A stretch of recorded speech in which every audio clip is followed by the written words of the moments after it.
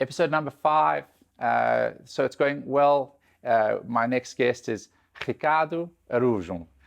This is my way of butchering the Portuguese language and Portuguese names, but a great guest. He's a community director, worked in great companies like OutSystems and the Academy of Coding in Portugal, helping them develop the communities around their brand, their users, as well as their internal communities within the organization to get the best experiences for their customers. A really good conversation figuring out how to build your own communities, what it means, what a community is, how to look for innovative places to build new communities. A great learning for me in terms of the importance of having those communities. The key takeaway from this episode is about having a side hustle, why having a side hustle is so important for your own development, what it generates for you in your professional career or even in your startup career and your entrepreneurial journeys. So hang on for this content.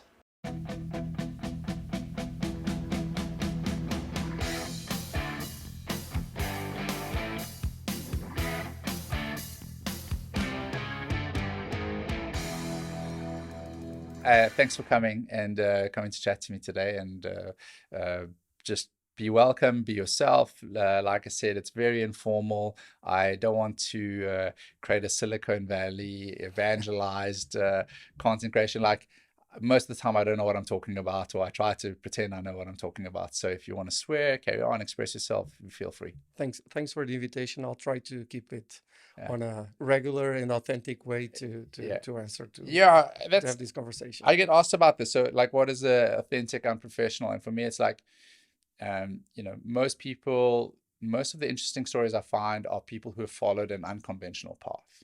Okay. And being an authentic, unprofessional, saying like, don't let the facade of being a professional detract from who you are authentically. So be comfortable saying no to the things you don't want to do. Be comfortable to having your no changed. Express yourself in your most authentic way, because that leads to a much better outcome at the end of the day. Yep. And that means that in all of our relationships, if we're being completely authentic with each other, it's like we can tell each other exactly what we want without the fear of manipulation, without the fear of additional things creeping into that relationship, and it yields to sort of better results at the end of the day. And that's business, that's life, that's anything. So I'm happy to be unprofessional. I don't have a formal certification. I found varying degrees of success in startups, in business, in different methods, and so I didn't go the conventional route of going to school, going to university, then finally, like my first job, I was like literally working almost for free, building computers in the back room just to get my foot in the door. Like the path that I followed, is like being unconventional, but what served me really well was being authentic. So people was like, okay, Steven's transparent, he's honest, and that served me incredibly well. So yeah, thanks for sharing that.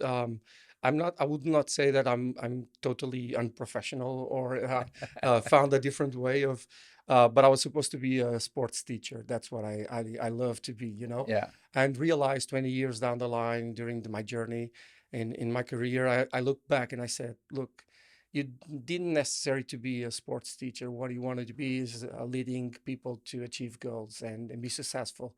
And with the sports, you have the championship, you are world champion. So you can actually raise the flag and the gold medal saying, I won. But I literally found that even in professional life, you can say that if you reach a goal, if you deploy an app in production, if you're having impact with the work that you're doing in your community, you can celebrate the same way. And I think that is totally different from what I thought about 25 years ago when I started the career. Like, I don't know if I'm going to have winnings. How do I going to celebrate? But change a lot from the non-conventional work. If I would follow my degree, I would be a software engineer today. Really? And what I've did over the last 25 years, yes, I started as a software engineer, but then I became a manager, and then start working on customer success, and then jump to remote development, opening new business units, and then change to community. So Yeah. I'm not following the traditional way of going in a specific topic. I'm actually going through a general manager type of approach, which is I've went through marketing, sales, customer success, and community And that's good because you taste everything, the Everything, challenge that. and it makes you quite culturally flexible, so that brings a huge human element to you, right? Like in saying, like, when I approach things, I'm more human, my empathy is much higher, and it allows you to be sort of more approachable in sort of the communities that you tend to work with. And understand the different points of view, because when you have a product and you have a community, it can be the stakeholders of the company that is buying your product, or can be the end users that are using actually your product Yeah. in an enterprise world. And understanding both points of view, it helps you to build a much better impact, or building a better product. Yeah. It's really interesting. Oh, now you see, when you come to customer success, now you see why it's so relevant to have the sales speech aligned with the product values, and Yes. not necessarily just the sales bullshit, Yeah. that you can have it, because it will impact in customer success. Yes. And at the same time, bringing in feedback from the adoption to the sales team, saying, you know what, these guys found this challenge, and it looks like the prospect that you're talking to, it has the same challenge. Here's the knowledge that we got. And you provide to the sales team, the sales organization, guns, let's say this way, Yeah. to fight the barriers that we commonly fight in the sales process. So that begs a question: is that okay? So you've worked in sort of diverse areas of businesses, and you become a bridge for sort of understanding between engineering team, marketing team, whichever sales Yeah. team. Uh, how do you get them to sort of empathize? Like, is it always you selling the perspective of the other team, or how do you get them to sort of become more empathetic with the other team? Well, that's a great question. First, you have to listen. Yeah. And Okay. you have to stop, and you have to listen, understanding what is their drivers, what is their motivations, understanding if the KPIs of that specific team, how they are aligned with the business goal, with the end goal of the company. And then you try to, oh, I see, now that I see, here's a few things, how do you match with them? Yeah. So you try to, if there's immediate match between what they are looking for and what you have to sell, then you start it from there. If it's not, you probably going to have 2 or 3 rounds on listening until you find the right moment. You see, hey, here's a new perspective. Or there's a specific tactic, which is, it works really well with R&D teams, which is, let's run a usability test. Okay. So like in a window room, where in a classroom, where you can't speak to the user, but you actually seeing it, he's using your product, and suddenly you realize, oh, hey, don't do that. Yeah. On the other side, the R&D team, this guy is a dump. The customer is always a dump when Yes. you're looking at your product. Come on, that's not how you're supposed to use it. Yeah. Yeah, and then you start, you see, but that's how they are using it. Yeah. So perhaps you're not doing the best product you're doing. Yeah. So speaking from a technology perspective is this: when you're talking about humans, you bring in testimonials, true Yes. testimonials, unfiltered. The things that you're trying to speak here is really like, you bring in the testimonial, this is what's happening, this is good, this is not. And then when you're showing the feedback, it's really important from the people on the other side Yes. to realize the impact that they're doing, the good and bad. So yeah, I think you're talking about like a usability test and how that could actually apply to sort of other relationships. Is that you say, like, if you treat every relationship with the same care that you treat a customer's perspective, you will change your approach, right? Like, Yes. I don't expect you to know, so and I can't call you dumb because you don't know. So my perspective on that is like, okay, I go into a care mode, and so like, so I actually want you to find the way.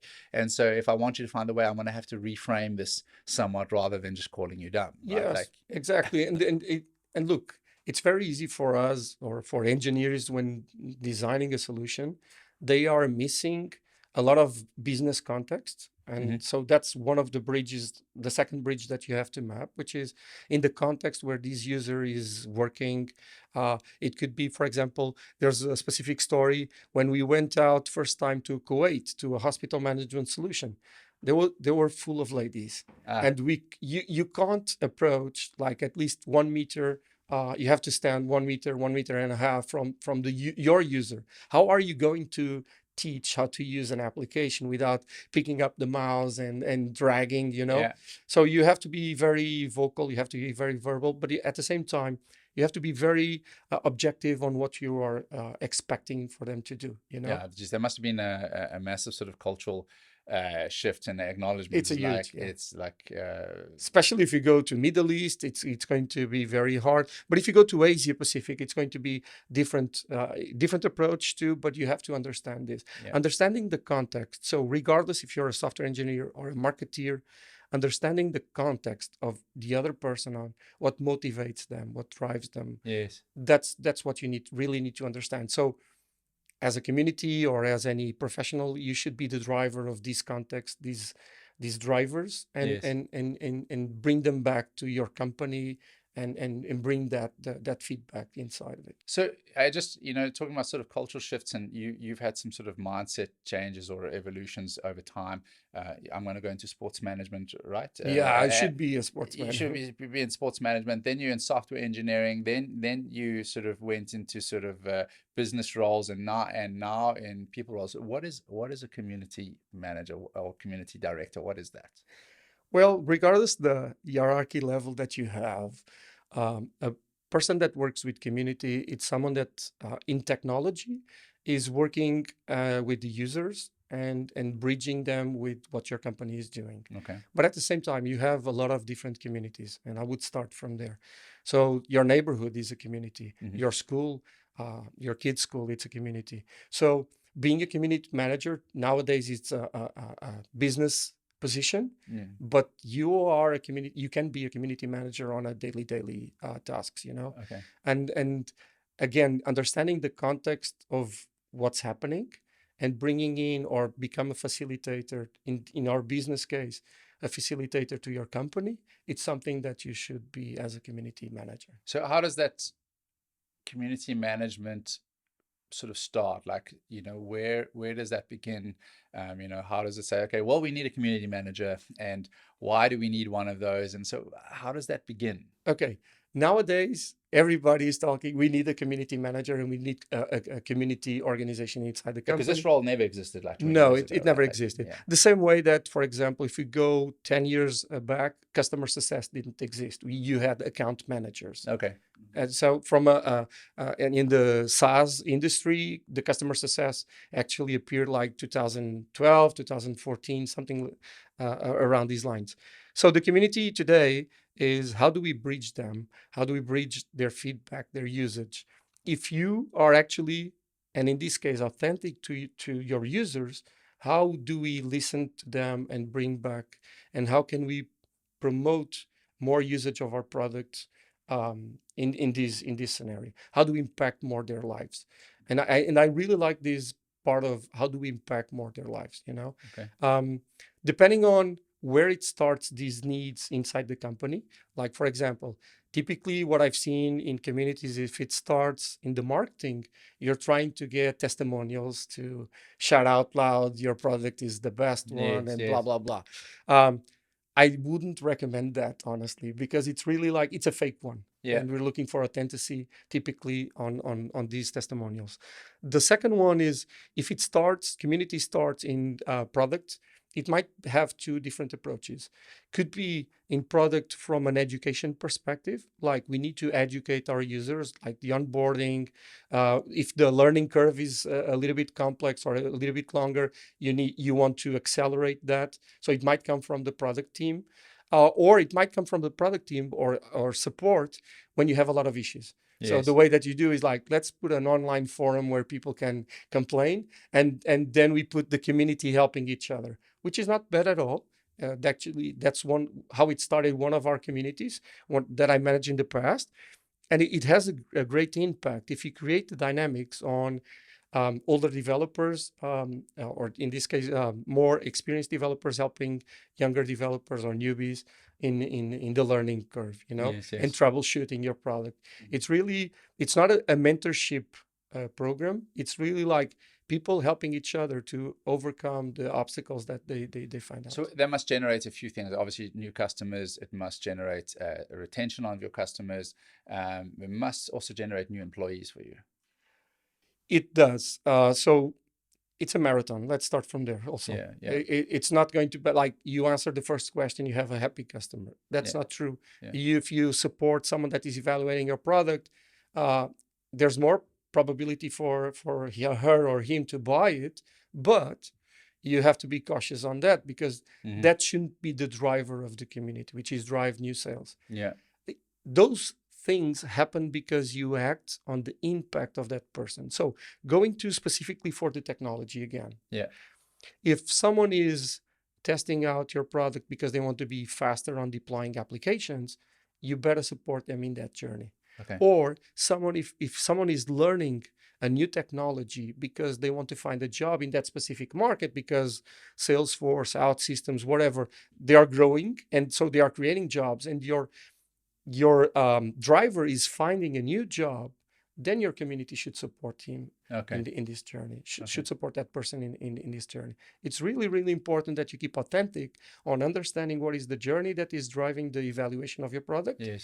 what is the ultimate goal of that person, and then your community can support. So, I think in the case of, Zomato, looking at community, I think that the community that we wanted to build was predominantly around users like us.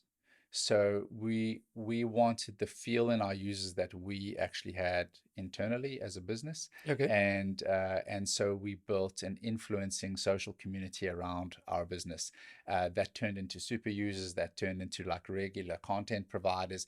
They were very invested in us as a brand more than actually the services that we could provide, which created a huge amount of buffer for us in making mistakes, bringing new things to Yeah. market, getting buy-in for launching new things.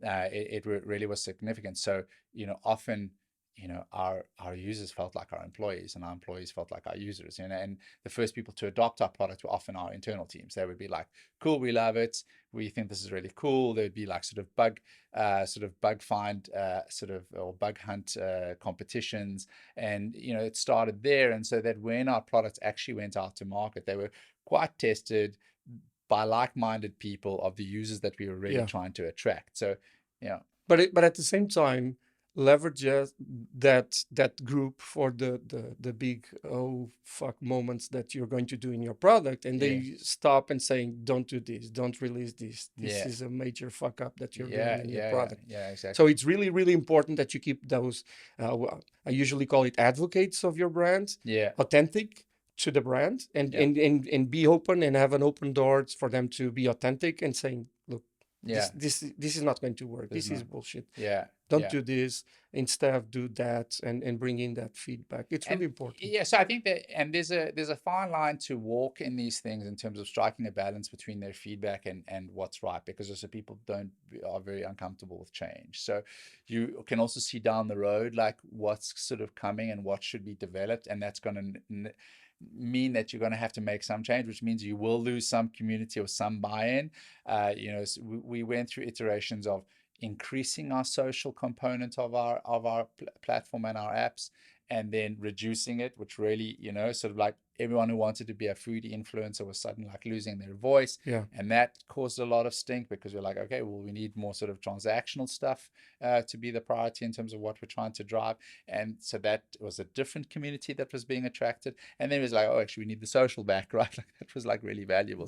But then you have to prepare. You have to be prepared for those moments, right? Yeah, yeah. And that transition can be done using community managers. Yeah, okay. That transition should be done using community managers, because if you have an alpha release, a beta release, you can actually start listening and having user groups and promoting the change. Like, hey, we're thinking about this or thinking about that, and you start promoting, and you actually try out in one user group, in second user group, you get the feedback, then you can evolve and say, okay, this is how it's going to be. And they felt part of the process because they provided Yes. feedback, and you incorporate it. I'm assuming that you incorporated that in the product. Yes. And then when you release, they were part of that change. So yeah. we most often we are changers in terms of change management, in terms of changing the community for the next release, for the next trend that we want to put out there. Yes. And at the same time, change insiders, changers, changing the Yes. company to be more open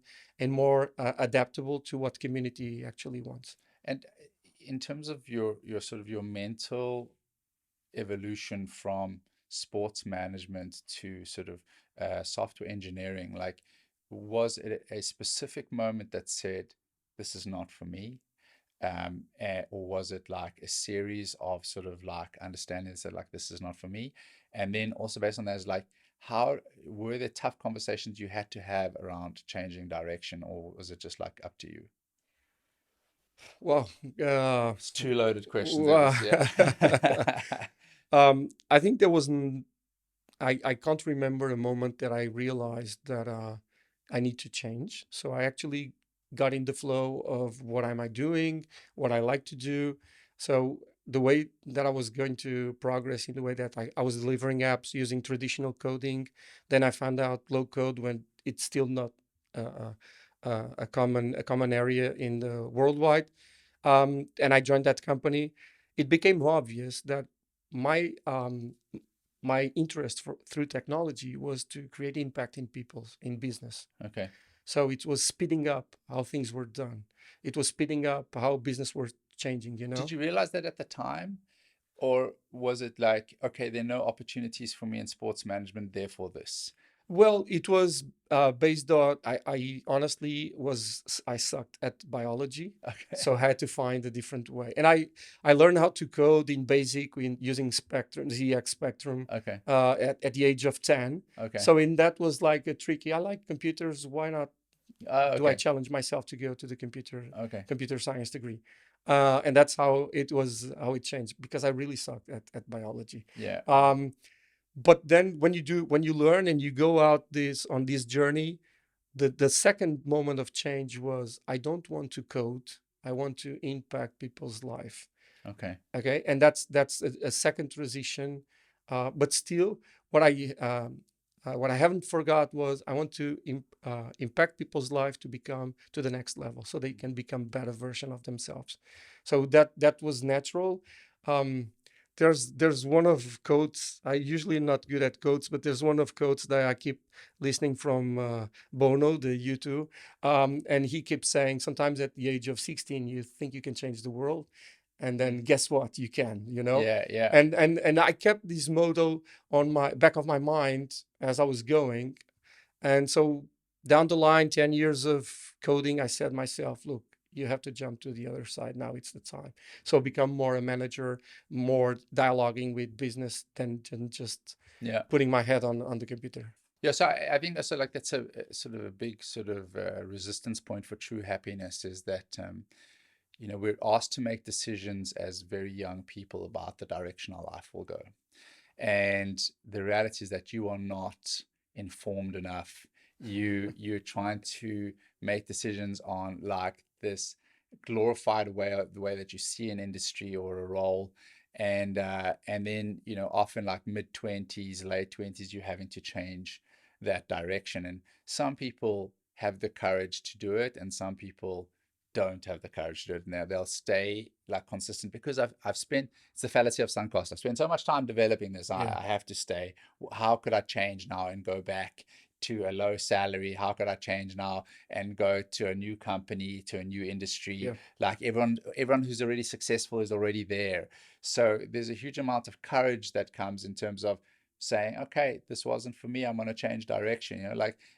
How did you find the courage to do that? So instead of talking about me, let me share a few stories Awesome. of the community I'm working with right now. Um, at Code for All, we have a developer bootcamp. So we teach how to become a developer Okay. with a non-technical background, typically with a non-technical background. And we have a lot of stories coming from philosophy teachers, from architects, from even with the ninth grade, you haven't got up to there. And people, and they a lot of them, they are pressed by the age, like Yeah. stressed by the age, like I'm 34, what I'm going to do?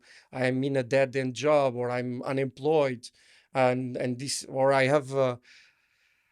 don't like the job that I'm doing, even if I have a good salary. But so I need to change, and I don't understand what I want to do. Mm-hmm. The typical, like I've invested so much in my career, but I'm at a dead end point. So what we do is we pick up on these people, and we teach them how to code in 14 weeks, Okay. and then we work with companies to find them a job, and we do it quite well. Since 2015, we've transformed almost 2,000 Oh, people's that's lives. awesome. That's awesome. People finding a job, and you have a lot of testimonials coming. Like, you know what?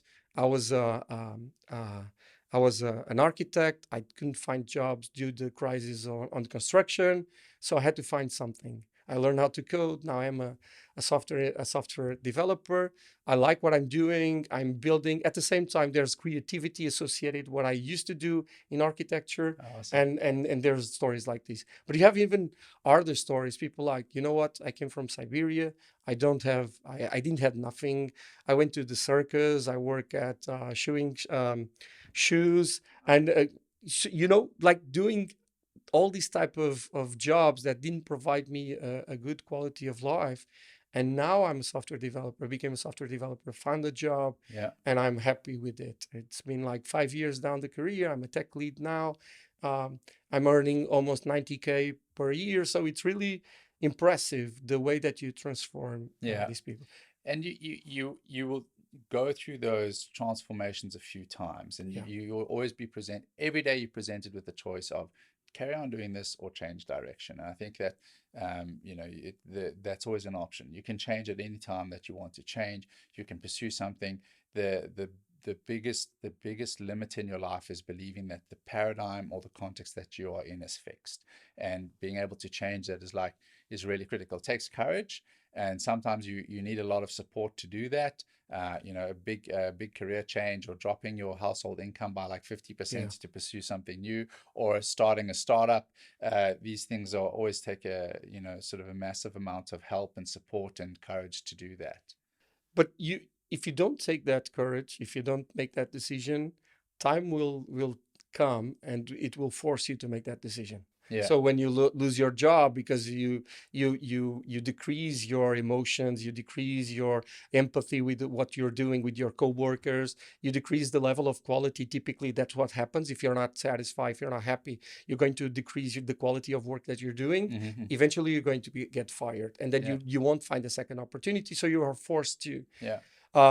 It's quite interesting what you're saying. Well, we are used to, and that's the current world that we are having.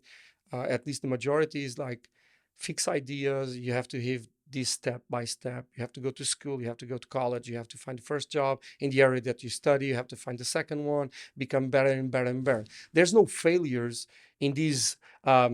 Vision of the journey that we as parents or our parents expected from us. There's no back and forwards. There's always a linear progression. So the challenge, at least the challenge I have as a community manager, is looking to people and understanding their journey, understanding, if you give a step back, or if you go to the right instead of left, you might progress better in the line that what you were expecting. Same as parent, it's a huge challenge. My daughter at this age is trying to pick up the best. How old's your daughter? She's 17. 17. So she's about to in a year big challenging life, right? Big decision. And I'm constantly trying to explain her that's not going to, it shouldn't be a big decision. She should shoot what she likes or she thinks she likes. Yeah. And it's okay to go back in the first year, second year of the degree. If she doesn't like it, come back. Choose a different thing. Mm-hmm. Don't stay like 5 years or 9 years taking a medicine in the medicine school, and then you realize you don't like it, but you're just following it the 9 years because that's what you started. Yeah. This is a very complex message to share with anybody. And if you go the place where I live, again, the same challenge, explaining people that I came from a small village. At least where I'm living right now, it's a small village, 2,000 inhabitants. It's very hard to say there's a whole world where you can go and learn and do things differently than what you are used to. Yeah. Because there's these urban myths that our parents, our society gave us to be in that it's the comfortable structure people know. It is, right, and growth is uncomfortable. It's in places that you don't want to go, right? But it's necessary to go there. And I think the first piece is that success comes from consistency, and consistency comes from motivation. And so often a shortcut to motivation is doing something that you like. But another shortcut to motivation is getting good at something that you didn't like, right? Like in saying, okay, I'm interested in this area. I'm going to pursue something challenging in that. Hmm. I'm going to have to go through some hurdles of things that I don't really like. But once you master that, you actually find motivation. You're like, oh, I've overcome something really quite difficult. I'm becoming an expert in this. And then that's when success actually follows. And so Yes. people think that success is my first paycheck or how much I earn or how much disposable income I have. Actually, that's a byproduct of success.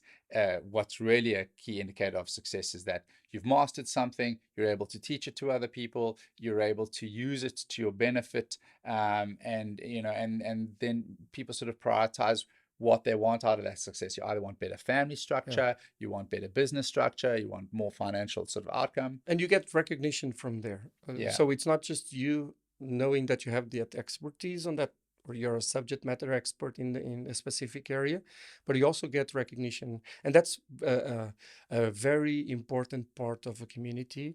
And people always tend to forget that, which is the recognition is highly valuable, because if people, you don't grow yourself alone. You don't have a great product without having great users. Yeah.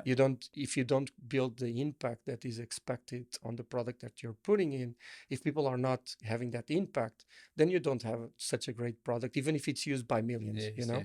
And so when you realize that, is that you have to recognize your community members, you have to recognize your family, you have to recognize your friends when they do something good, when they reach Yes. that level of expertise in a new area. You have to recognize them. This is really, really key Yeah. to success of the community. Yeah, like And a lot of validation. people tend to forget that. Exactly. I think that true mastery doesn't need the validation, but the journey there does need validation. Yes.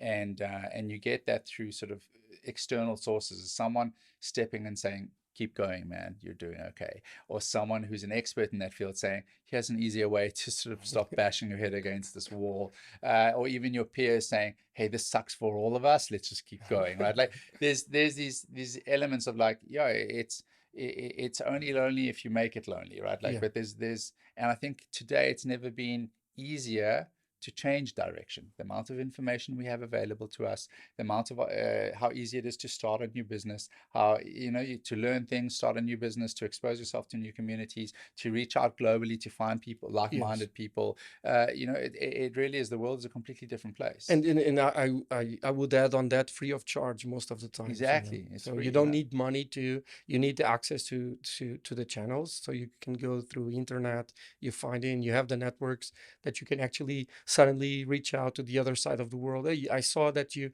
need to do some research. So you need to do your homework. That's definitely something it's on you. Yeah. But you have access to it. So it's not, I don't need an MIT or Oxford degree to know how to start a business or in tech or whatever. Yes. You can learn it.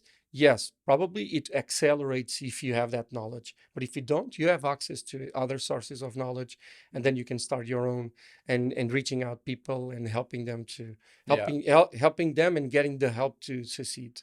Yeah, I That's think a good another point. thing to sort of overcome is ego, right? Like I think a big sort of limiter for you.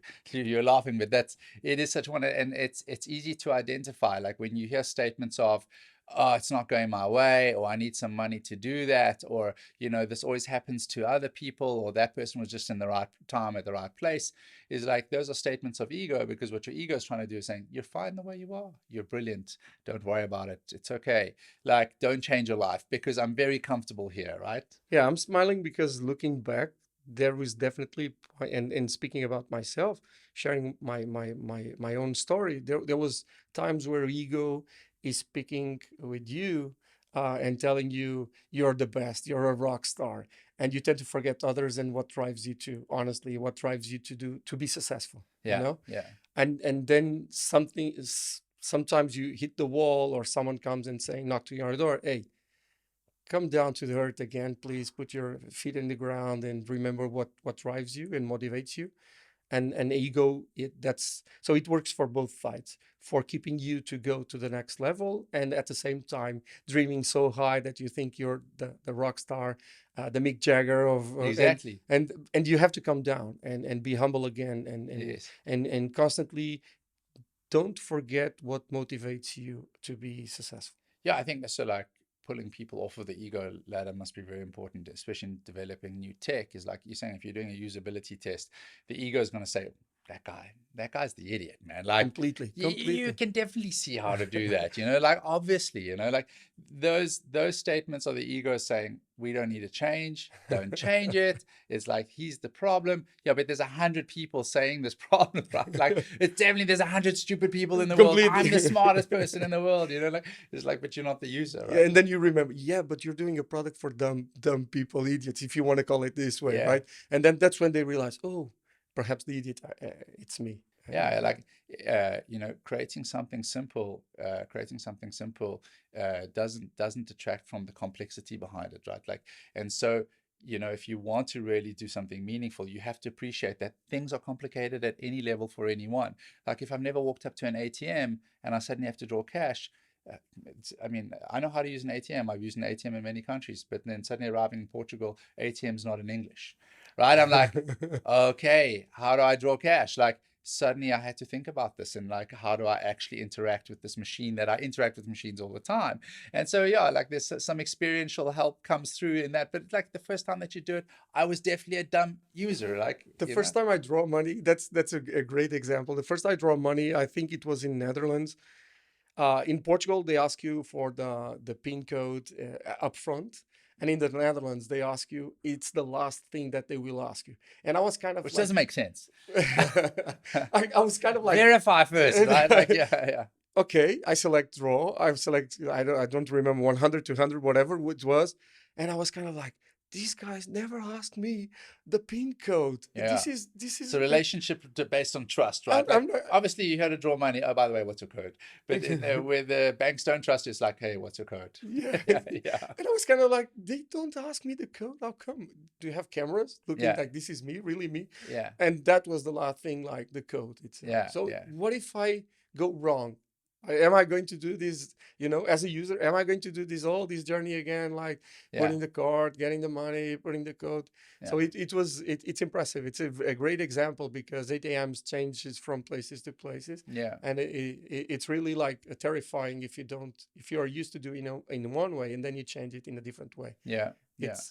It happens the same with community when you do major break in your rules Yes. in the engagements. It happens the same. And you mentioned that earlier on, which is people tend to go away if they don't like it or if it's too terrifying. Yeah. The new way, the new community that you're showing. That's why new tech adoption's quite difficult for sort of a lot of the older generation. It's like, it's intimidating. It's an intimidating experience because it's putting you in the front of something that's saying you don't know.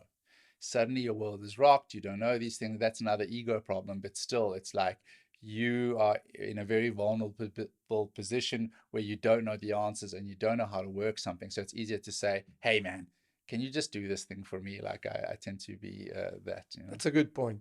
Also, the size of the screens don't help older people to look at it and read it. Small letters, Yes. small buttons. Yeah. It creates a lot of barriers in the adoption of the products. Yeah, If you're not targeting to there, Yeah. but they want to use it, it's going to be hard. Yeah. I know what I'm saying in terms of the small letters, so I can Yeah. actually read it well. It's also a barrier for me in some cases, but it really happens. Yeah, like there's so many things that are super intimidating and new experiences. But I wanted to ask you a little bit more about kind of your journey. So you went through this like evolution of career, you went through this evolution of mindset, and who are you, and what do you want to change, and what are you capable of changing? Yep. And then at the same time, you've developed a completely new side hustle. Sort of working with firefighters of Portugal. Yeah. Just talk a little bit about that, and how do you manage side hustle with professional? Okay.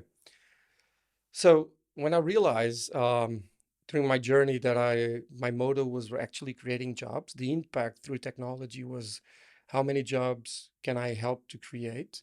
And at the time I was working for OutSystems, so low code platform, and we were creating jobs because of the demand that low code was, and it still is generating across the globe.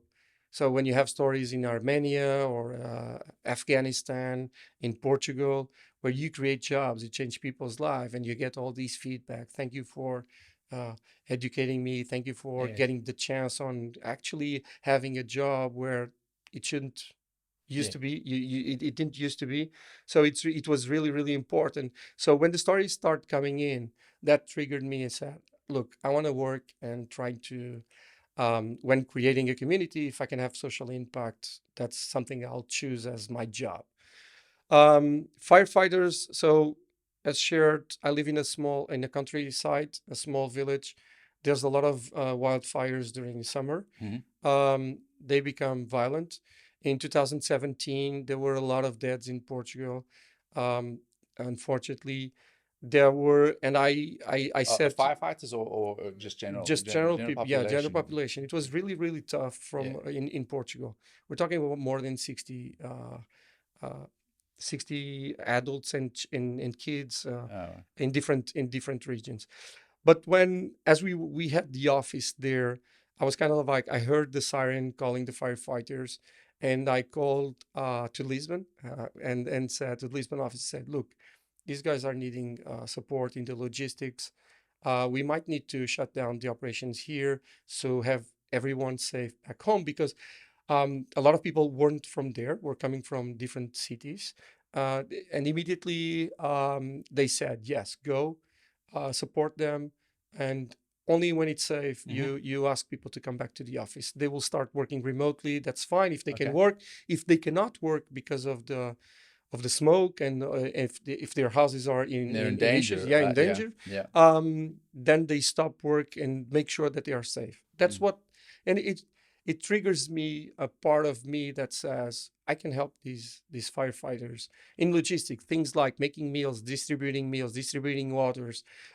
It was really, really important. When they so this was my first help and direct support to firefighters. Then 2 years down the line, mid 2019, someone approached me. It was the commandant, and he said, "Look, Ricardo, I think you could be truly a true asset if you could, with your business knowledge, support us in order to help the association to make it more, not just financially stronger, but better in the processes that Yes. we're doing." Yeah. So I said, why not? Mhm. And we kind of like run a bet. I said, if you lose 10 kilos, I will apply for the job. And it was literally like we were playing with each other, and he says, he started crying, Oh, wow. literally like, are you taking serious this? And I said, yes. If you lose weight, I'm taking serious. I'll keep my word. And why was him losing weight Because he important for was you? too heavy at the time, and he was still a young professional. I said, look, you have to look very strong as a commandant, because you're a commander, because you need to be an example Yeah. in a very, not just from intellectual perspective, but also a physical perspective Uh-huh. to the corporation. Yeah. And he said yes. So he started working on that. I applied for the election. I won, and COVID came. Uh, Okay. So it was really, really tough, because then we had again wildfires. We lost one firefighter, unfortunately. It's very tough. But going it's back crazy to tough it, work. it was really a tough world for during my first 6 months. It was like, did I make the right choice or not? Yeah. Yeah. But answering directly to how do you keep this? First of all, I must say, if I want to build a community where I live, where my kids are living right now, I want to give back my knowledge to the community. Mhm. So having this in mind, that's how I started. That's how I started working with them, because that was the question that the ask that he made, like, can you support us? Can you help us grow?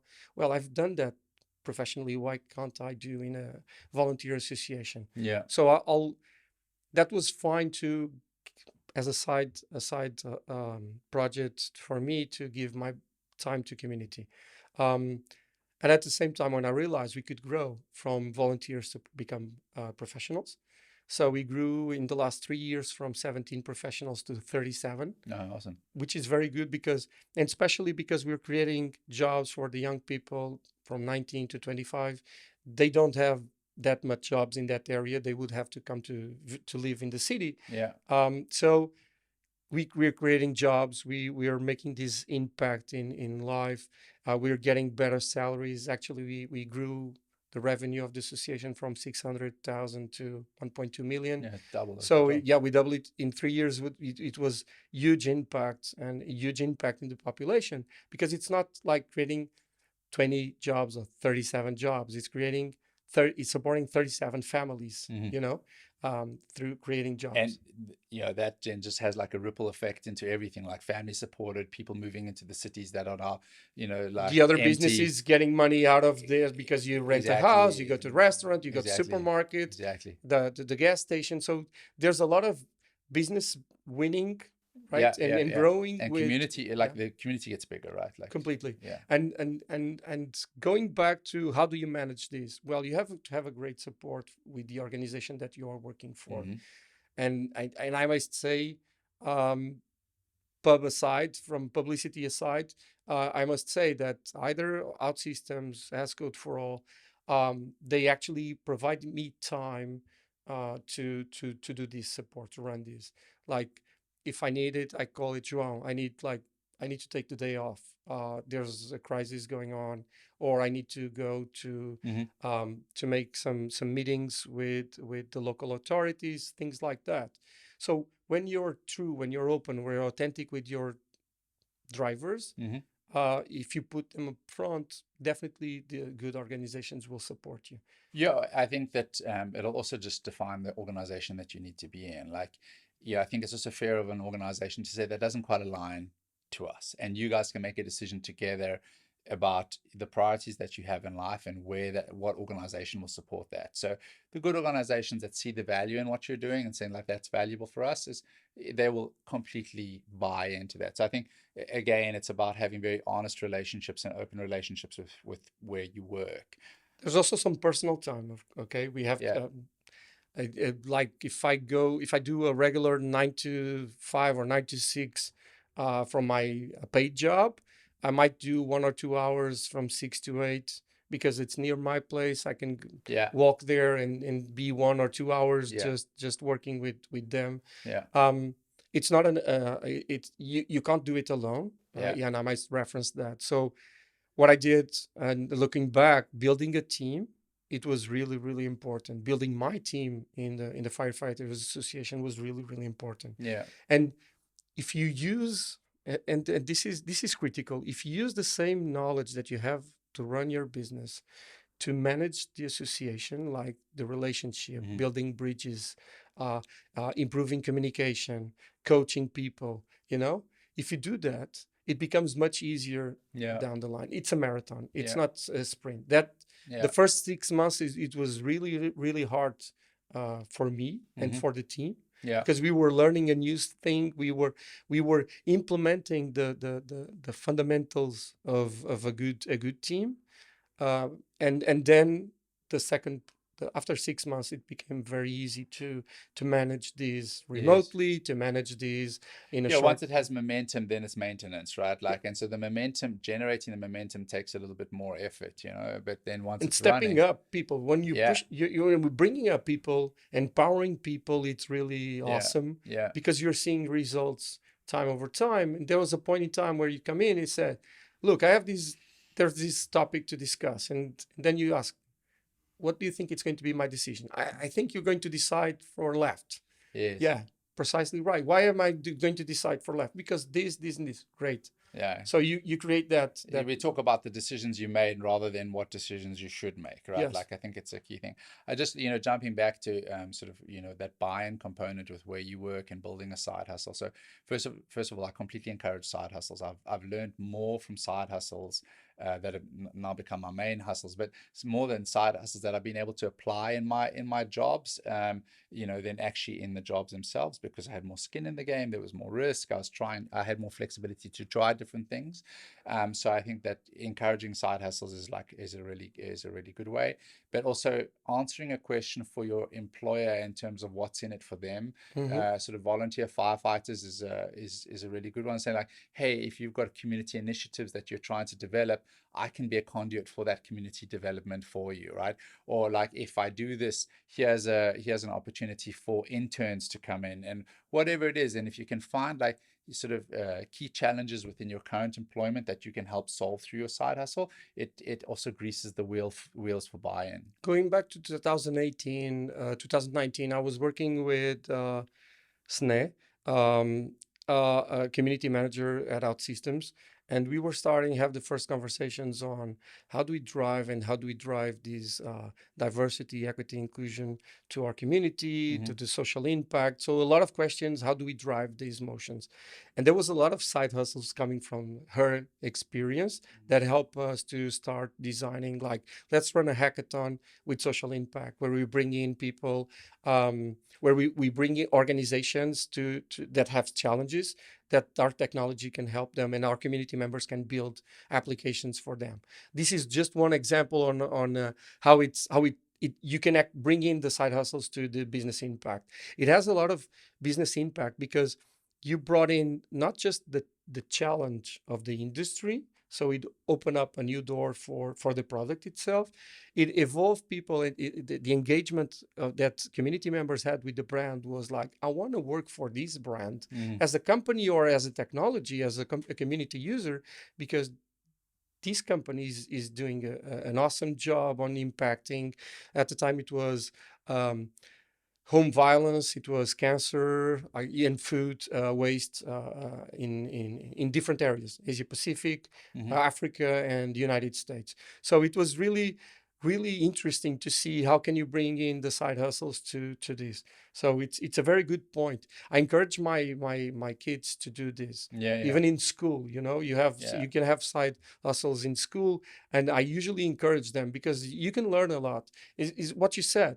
You risk more because you don't have that much to lose. You risk more because you're not formatted to run the business in the same way. So and besides that, you can actually bring in the knowledge that you got in your business and share and help others and the others will bring new ideas, different perspectives, and help you grow. And then you can do the opposite, which is bringing from the side hustles to your main project. I mean, if you have to rank learning, sort of experiential learning versus kind of like on the job training, experiential learning always wins. And so as much exposure as you can get to the experience is the better, right? Like, everything's perfect theoretically on paper, but when you immerse yourself into new problems every single day, sort of new challenges, like you develop a huge amount, and your critical thinking also improves significantly. So I think that side hustles are really critical for anyone, and like we were saying, is it's very easy to start. It is. They are there. They look at your community and see how you can help. Even if it's a smaller thing or a bigger one, but how can you bring knowledge to that and share your knowledge? Sometimes it's just bring your arms. That was my first approach, which is we need someone to distribute waters. That's fine. It's a brainless, pick up from here, deliver on A, B, C, and D points, and that's it. So I was driving my car, distributing water to the points, the safety points that they mentioned, and that was it. Or opening up bread to do some sandwiches. That was so simple to start, and it's simple to start and to help that you can then, you don't need to become like a chairman of the board immediately to start helping. You can start smaller and having impact. And it was really changes your worldview quite a lot. So like, if you are in a small town and you expose yourself to, it doesn't have to be a business side hustle. Like, if you expose yourself to volunteering or whatever, like, you expose yourself to completely new cultures, ways of thinking, in new challenges, new stresses, that kind of elevates you. Even in a business, someone stands up and says, oh, I'm volunteering here, I'm doing this. It makes you an interesting person. And being an interesting person attaches a memory to you, and once someone has a memory of you, like, your name starts to come up in regular conversation. Who should we use for this project? Who do we think we should include in this project? Oh, that person's always there. And it might not be relevant, you have relevant experience in that, but you are quite interesting, and so you're top of mind. I think it's really an important Sometimes thing you have even experience in your side hustles in industries that your company doesn't have experience, and then you can bring in, Yeah. you know, hey, you're looking for someone that has volunteering experience and managing a volunteer association. We can bring in Yeah. the expertise on that. Yeah, even it's the attribute, right? Like if you think about someone who goes out and does like a really challenging triathlon, or someone who goes out and walks the planet or does something, like the mindset that you have around that person is like, wow, they have a lot of determination. Wow, they're able to do really tough things. And so they might not cognitively think about that inclusion, Yeah. but it's suddenly like, but that's a good person to have around, These you guys know? spend so many hours outside this working Yes. working for providing jobs or creating jobs or whatever is actually, that's a good thing to be memorized in Yeah. this case. And in your sort of your daily life, what is a consistent structure that you follow that generates the most productivity? So like a pattern, a behavior, a structure, a format. Like what's something that you find that if I do this consistently, my human performance is much better? Okay. Um, Speaking with the community that I'm running, it's definitely something that always because I always bring insights to the product Okay. or to the project that I'm running. It could be, so it's So really what do you mean, like daily connection with that community? or weekly connection with that community. You have Okay. to have regular connection.